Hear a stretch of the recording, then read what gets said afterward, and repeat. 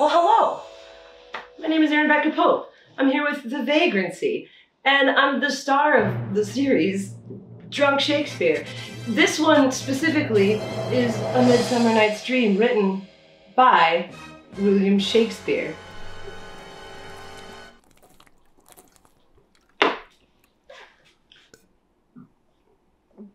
Excuse me. Athens, 1596. AD, maybe BC. The king, emperor, the rich guy, his name's THESEUS. He pretty much owns Athens at this point. Probably all of Greece, maybe Mesopotamia. So he is like, I want a wife, I'm kind of ugly, where can I find wives? But he finds an Amazonian woman who's obviously a lesbian. I digress. She and him are like, we're gonna get married, this is exciting. Somehow, before the wedding, he is visited by this other dad. And this dad has a daughter, and his daughter's name is HERMIA. So HERMIA's dad is like, yeah, here's the thing. She's betrothed to Demetrius. And enter Demetrius, who's this just like, what's up, I'm Demetrius, I got a leather jacket, and I've got like my hair slicked back, and I'm like, what's up? And he's like, see why? And, but she's obsessed with this guy, and enter Lysander, and he is just like, he's got like a pocket protector, and like glasses, and the dad's like, I'm so mad that, King Theseus, or Emperor Mayor Theseus, is like, HERMIA, you need to marry this husband or get thee to a nunnery or die. And so those are the three options. And so she's like, marry him or get to a nunnery or die. And she's like, I'm gonna make my fourth option. I'm just gonna run away with Lysander and just go. But just before they get to the edge of the woods, Hermes like, hang on. I have a friend, Helena, that needs to know about this. She jumps back and she says, Helena, Lysander and I are gonna go get married. Don't tell Demetrius and don't tell my dad. And Helena's like, okay, I love you, BFF, TTYL, sis for life, and stuff like that. And Helena goes to Demetrius and tells him that the woman he loves is going into the woods to marry the man he hates. That is some drama stirring, if you're asking me. So she does that. So she tells Demetrius, and Demetrius is like, what? The woman I love, HERMIA, is gonna go into the woods and like be with Lysander? No. And Helena's like, yeah, so now you can be with me, you know, because she's taken and you're mad and I'm here. And he's like, oh, no, I must go find her in the woods. She says to herself, and then she's like, well, all my friends are in the woods. She probably does a monologue of complaining and then goes to the woods herself. So this foursome goes into the woods. They all love each other in different ways. The king of the woods is a fairy. So the woods are owned by fairies, technically. The king of the fairies is Oberon. The queen of the fairies is Titania. And Titania? Tatiana? Titania? Titania! God! Okay, so they're running through the forest that's owned by Oberon and Titania. Like, the king of the fairies has a buddy, and he's like, hey, there's a fight going on between me and my wife.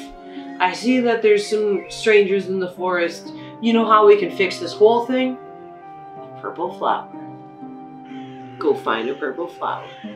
So Puck's the name of this like special fairy. And so Puck goes to find this purple flower. Oberon had told Puck to make sure that Demetrius gets that flower so that he falls in love with Helena, back in love with Helena. And instead of dosing up Demetrius, Puck messes up and doses up Lysander, who's also in the woods and sleeping. And The potion of the flower makes them fall in love with the first thing they see. And the first thing that Lysander sees is Helena. What? Helena? The one that nobody felt feelings for? And he's like, whoa, I'm in love with you. I think you're fantastic. And Helena's like, don't make fun of me. You're being a dick. You know I love Demetrius and now you're being an ass. And Lysander's like, no, I like legitimately love you. And so he's like following her through the woods and she's like trying to run away from him. Meanwhile, all this is happening in their woods. Across the woods, there's a rehearsal for a play going on. It's basically an improv group called the Mechanical something. They're practicing a play for Pyramus and Thisbe for this big wedding that's gonna happen at the end of the show. So these actors, and there's like a Quince and a Bottom and a Squeaky and a Squiggle, there's like the whole Lost Boys gang. Okay, so meanwhile, Puck has this flower and he's like got this like magical powers. We go back to the players. We go back to Bottom the player. And he leaves this stage to go out into the woods to like wait for his cue. And while he's out in the woods waiting for his cue, Puck is like, I haven't had enough fun tonight. I'm gonna mess with this crew too. And Puck waves his magical twig. It's not a wand, it's probably a forest twig. And he throws a cast, he casts a spell, and Puck turns into, well, his head turns into an ass. And I'm not talking a butt. I'm talking a donkey. Maybe it's a butt. In the meantime, in the fairy world, Titania, she's been huffing and puffing away and like, we, like my kid and your kid and like that whole thing. Puck had put that flower on her too. That makes her wake up to the first person she sees and loves them. And the first person that she sees when she wakes up is Asshead. And she's like, oh my god, I love you so much. So Asshead rolls over after he's been sleeping. And Puck's in the background. He's like, oh, this is hilarious. I just did this. And he's like, there's more stories to up. So he like goes on his way. So that's the end of that chapter. Then the next chapter is the lovers are all messed up and they're running through the forest and chasing each other through the forest. So the lovers are tired again and they fall asleep. Meanwhile, Oberon and Puck are watching this whole thing and Oberon looks to Puck and he's like, you this up, dude. I meant for you to make this guy fall in love with this girl, not this guy fall in love with this girl. You gotta switch it around. And he squeezes something just into Demetrius's eyes. And he squeezes the flower and he's like, Demetrius, you're the one that's supposed to love her, Helena. Helena. Yeah, you're the one that's supposed to love Helena because Lysander loves Demetria. And Demetrius wakes up and looks at Helena and lo and behold, Demetrius loves Helena. But guess what? Puck didn't even think about Lysander. He didn't even reverse that curse. So now we've got two people, Demetrius and Lysander, loving Helena, who at the beginning of this whole story had 0 people loving her. Circle send.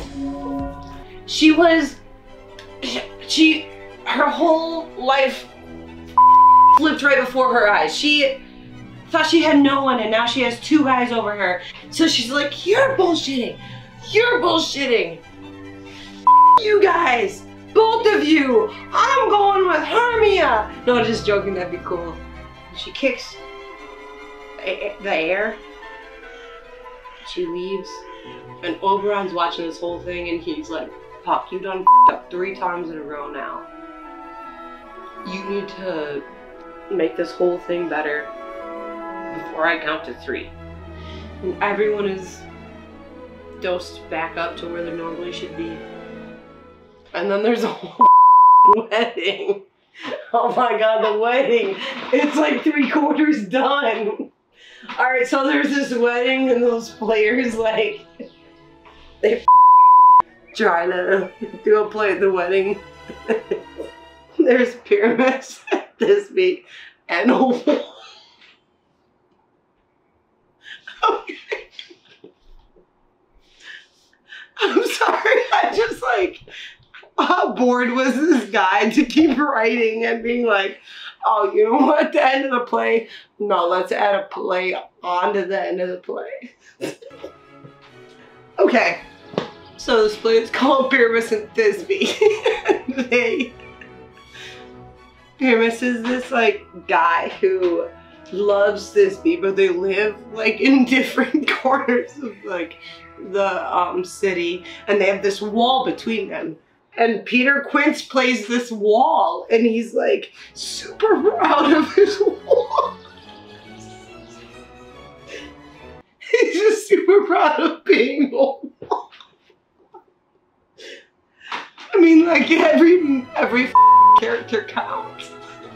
So this guy plays this wall. Like some people in Shakespeare played a man, and some people played a woman, and this guy played a wall. Oh, and then at the end of the wedding, everyone lives happily ever after. And if we're gonna leave you with one thing tonight, it would be a message from Puck from the Act 5. It would be a message from Puck. If I have offended you, it's because I don't know how to Shakespeare good. But the lover's story is important. And the patriarchy. And to all a good night.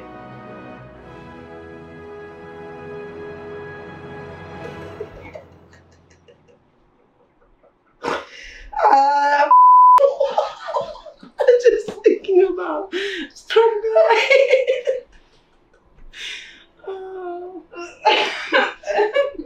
That's the end, and then everyone lives happily ever after.